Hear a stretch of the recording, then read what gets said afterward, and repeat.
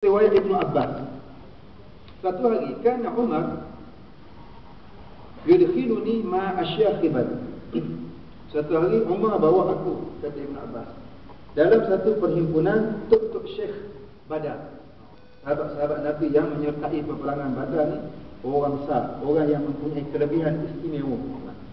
Peperangan Badar ni peperangan pertama berlaku dalam sejarah Islam. Berlaku kebetulan dalam bulan Ramadan. Nak beritahu kepada kita ni bahawasanya bulan Ramadan bukan bulan alasan untuk kita jadi orang malas. Bukan juga alasan untuk kita jadi orang yang banyak tidur. Bukan juga alasan untuk kita jadi orang yang tidak mahu melakukan apa-apa kerja. Hanya nak relax je, bukan makna begitu. Sebab para sahabat dalam bulan Ramadan di awalnya mereka menyertai peperangan Badar. Peperangan Badar, peperangan yang pertama, walaupun dalam keadaan bulan Ramadan. Suatu hari Umar bawa Ibnu Abbas. Waktu itu Ibnu Abbas ni belasan tahun, orang muda, remaja, tapi mempunyai akal yang tinggi. Sebab Ibnu Abbas ni digelar sebagai turjumanul Quran, orang yang menterjemahkan, maknanya orang yang banyak mengetahui makna-makna Quran, sehingga digelar sebagai turjumanul Quran. Nak tahu makna Quran, tengoklah pendapat dan kata-kata yang dikeluarkan oleh Ibnu Abbas. Sebab itulah ia menjadi rujukan kepada para mufassirin. Satu hari Umar bawa aku budak kecil kan, orang muda lah, duduk dalam perkumpulan syekh-syekh, orang lama yang menyertai bersama dengan Nabi dalam peperangan Badar, orang yang hebat, sahabat-sahabat yang besar. Faka'anna ba'duhum wajada fi nafsi. Bila aku masuk dalam perkumpulan tersebut, sahabat-sahabat tengok, budak kecil masuk, dia kurang macam kerah. Seolah-olah dalam hati mereka ni ada sesuatu, dalam hati mereka, maknanya mereka kata lebih kurang macam ni lah, mengapa bawa budak-budak dalam hati ni? Begitulah lebih kurangnya. Lalu faqala lima yadkhulu hadha ma'ana wa lahu abna'un mithluh.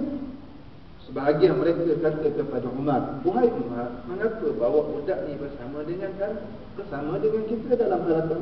Sedangkan kami kalau nak bawa budak-budak yang macam ni, kami pun ada anak-anak yang kami boleh bawa. Bagi orang begitulah, kata sahabat Nabi. Faqala Umar, innahu min haitsu alimtum. Bahawa Ibnu Abbas ni, kata Ibnu Umar, sebagaimana yang kamu tahu, dia bukan macam budak biasa. Dia mempunyai kelebihan yang tersendiri yang dianugerahkan oleh Allah Subhanahu wa taala.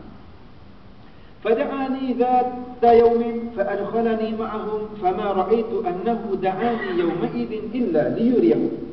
Maka pada hari itu Umar bawa aku dalam majlis tersebut, dan aku sangat merasai, aku sangat meyakini bahawa Umar ajak aku masuk dalam halaqah tersebut kerana sengaja Umar nak memperlihatkan kelebihan yang Allah Ta'ala beri kepadaku, kepada sahabat-sahabat di kalangan sahabat yang besar, di kalangan sahabat Nabi Ridwanullah Ta'ala alaihim ajma'in.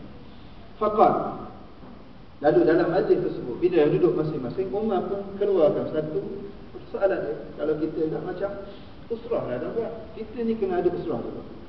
Kita ni kena ada perkumpulan ilmu, perbincangan ilmu. Macam yang dilakukan oleh sahabat Nabi dalam pertemuan tersebut. Dalam perbincangan itu, Umar lantarkan satu persoalan untuk dikongsikan bersama. Ma taqulu fi qaulillah idza jaa nasrullahi wal fath. Umar telah lontar satu persoalan. Wahai sahabat-sahabat, kibar sahabat, sahabat-sahabat yang besar, di kalangan sahabat Nabi, apa pendapatmu tentang ayat firman Allah Ta'ala, idza jaa nasrullahi wal fath. Apabila telah datang kemenangan daripada Allah, pertolongan daripada Allah dan kemenangan. Umar lontar soalan kepada sahabat, masing-masing sahabat memberikan pandangan masing-masing. Qala ba'duhum, sebahagian daripada sahabat kata, umirna nahmadullah wa nastaghfiruh idza nusurna wa futiha alaina.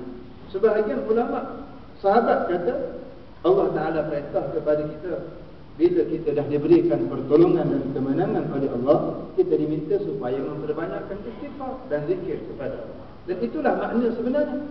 Makna idza jaa nasrullahi wal fath wa ra'aita an-nasa yadkhuluna fi dinillahi afwaja fasabbih bihamdi rabbika wastaghfir innahu kana tawwab. Bila datang kemenangan, pertolongan dan kemenangan Allah, kamu akan lihat manusia berbondong-bondong masuk dalam agama Islam.